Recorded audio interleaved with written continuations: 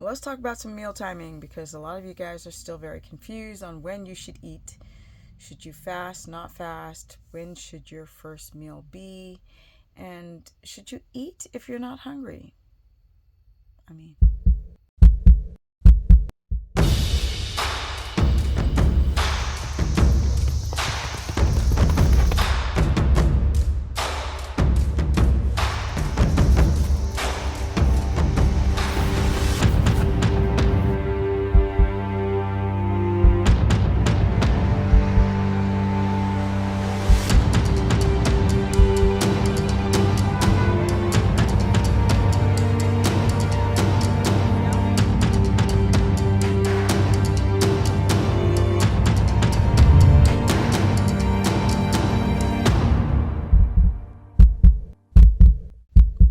welcome everyone.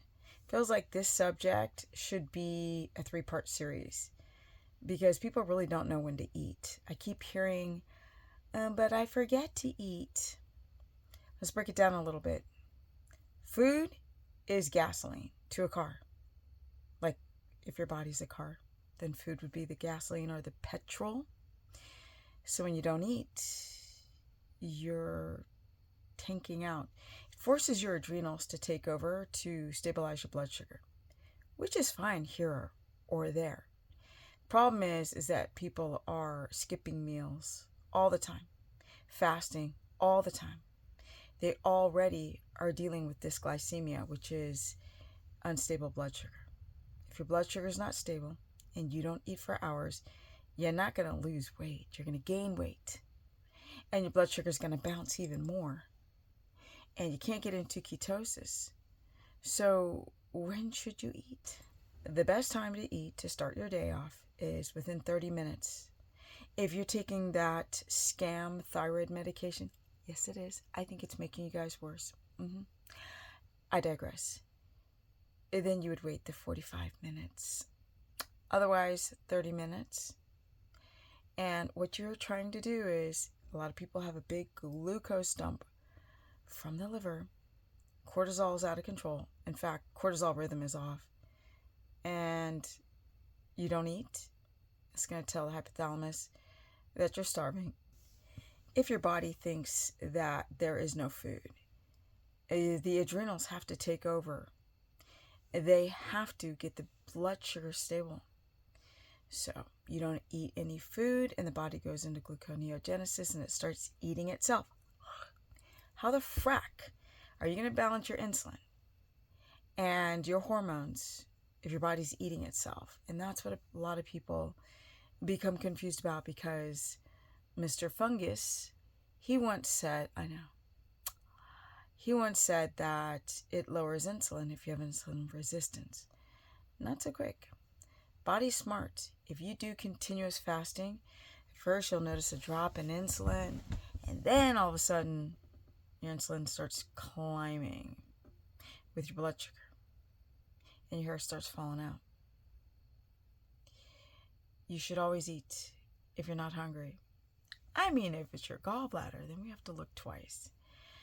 Get up and eat to start stabilizing blood sugar, because 99% of you do not have stable blood sugar. And you don't want to be lathered up in cortisol, because your hormones are going to tank, your ketones are going to tank, and your blood sugar is going to skyrocket on any diet. But especially for those who are not eating carbs, who are doing ketogenic diets and carnivore diets, and you don't eat, and you're not getting any glycogen storages within the muscle, and you're completely depleted and your ketones are crap, fast track to Hashimoto's, fast track to messed up reproductive hormones, and the blood sugar freaks out. There are so many people out there that think they're going to get rid of their histamine and drop body fat if they fast and skip breakfast. But 9 times out of 10, if not 10 out of 10, people figure it out. Your body thinks it's starving. There's no brown fat burning or stabilizing your insulin. If you have a broken metabolism, you have to calmly and methodically take care of blood sugar. because with the absence of food, the body has no other choice. And on keto and carnivore diets, when the glycogen is depleted from the muscles, the body has no choice but to overactivate the cortisol fight or flight response. And chronically doing this, adrenal fatigue, poor sleep, muscle wasting, hormones jacked up, blood sugar skyrockets. The only time you should skip breakfast is if you're having some major inflammatory response. Otherwise, start off your day with something small. Your digestive tract will not become overwhelmed if you stop eating 2 pounds of beef. That was the biggest tragedy ever lied to by influencers, telling people to eat all that meat. People have hypochlorhydria, they have low protease, pancreas is jacked up, dehydrated trying to squish all that protein through. And people end up eating a lot of meat in one meal because they're starving by the time the afternoon comes, and they think they're losing weight when really you ain't. You're losing muscle and you're depleting your electrolytes. So start off eating breakfast. Eat every 3 hours if you have dysglycemia, which most of you do. It's not a lot, my people. It can be very little. And always eat high fat if you're doing keto or carnivore. Keto or carnivore. Are you guys still confused about ketosis on a carnivore diet? That these gurus say, well, I mean, maybe it doesn't work for a lot of people, but it does work for, like, some of them are doing really well. No, they're not. They're not.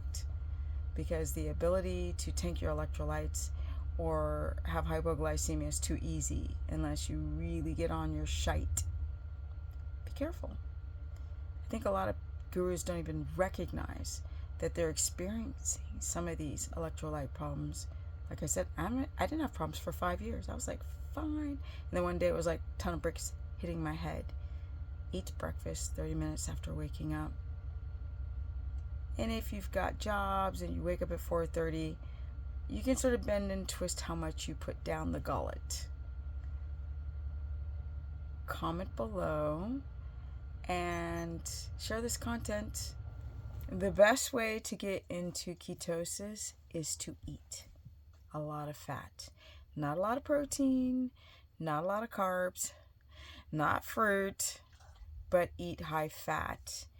If you get your stress down and you're eating towards a circadian rhythm every 3 hours, a lot of fat, it's shocking how much your glucose begins to normalize and ketones spike, and you experience the wonderful benefits of getting into ketosis.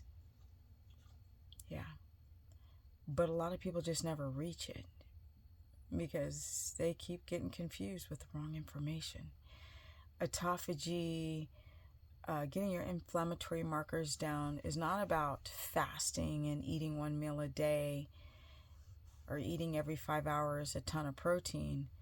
It's getting into ketosis. Comment below, share this content. That's how people are finding me. My Instagram is Stephanie Ketogenic. My Facebook fan page is Stephanie the Business Person. My website is stephanieperson.com if you need a consultation. The course page is awesome. I cover all 3 diets.